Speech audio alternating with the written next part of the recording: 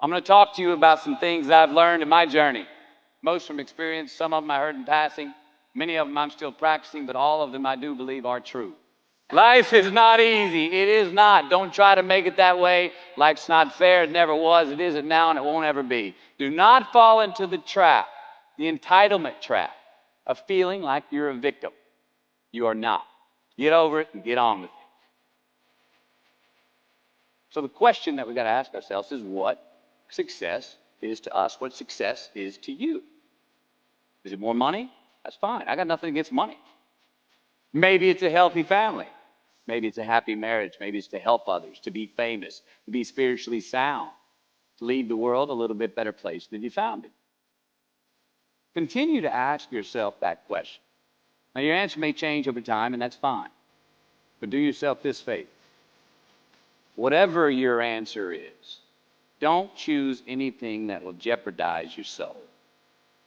Prioritize who you are, who you want to be, and don't spend time with anything that antagonizes your character. Be brave, take the hill, but first answer that question, what's my hill? So first, we have to define success for ourselves. And then we have to put in the work to maintain it. Take that daily tally. Tend our garden. Keep the things that are important to us in good shape. Where you are not is as important as where you are. It is just as important where we are not as it is where we are. Look, the first step that leads to our identity in life is usually not, I know who I am. I know who I am. That's not the first step. The first step's usually, I know who I am not. Process of elimination. Defining ourselves by what we are not is the first step that leads us to really knowing who we are. You know that group of friends that you hang out with that they really might not bring out the best in you? You know, they gossip too much or they're kind of shady.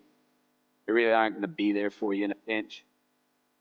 Or how about that bar that we keep going to that we always seem to have the worst hangover from?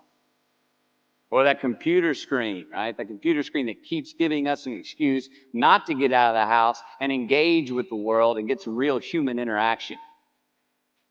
Or how about that food that we keep eating? That stuff that tastes so good going down, it makes us feel like crap the next week. We feel lethargic and we keep putting on weight. Well, those people, those places, those things, stop giving them your time and energy. Just don't go there. I mean, put them down. And when you do this, when you do put them down, when you quit going there, when you quit giving them your time, you inadvertently find yourself spending more time and in more places that are healthy for you, that bring you more joy. Why? Because you just eliminated the who's, the where's, the what's, and the when's that were keeping you from your identity. Like, trust me, too many options, I promise you, too many options will make a tyrant of us all.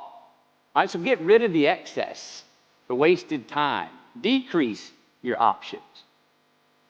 If you do this, you will have accidentally, almost innocently, put in front of you what is important to you by process of elimination.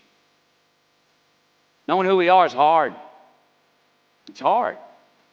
Give yourself a break. Eliminate who you are not first, and you're going to find yourself where you need to be. Instead of creating outcomes that take from us, let's create more outcomes that pay us back, fill us up, keep your fire lit, turn you on for the most amount of time in your future. We try our best. We don't always do our best. Well, architecture is a verb as well. And since we are the architects of our own lives, let's study the habits, the practices, the routines that we have that lead to and feed our success, our joy, our honest pain, our laughter, our earned tears. Let's dissect that and give thanks for those things. And when we do that, guess what happens?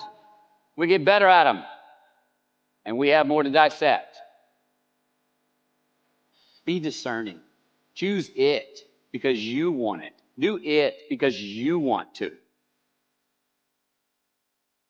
We're going to make mistakes.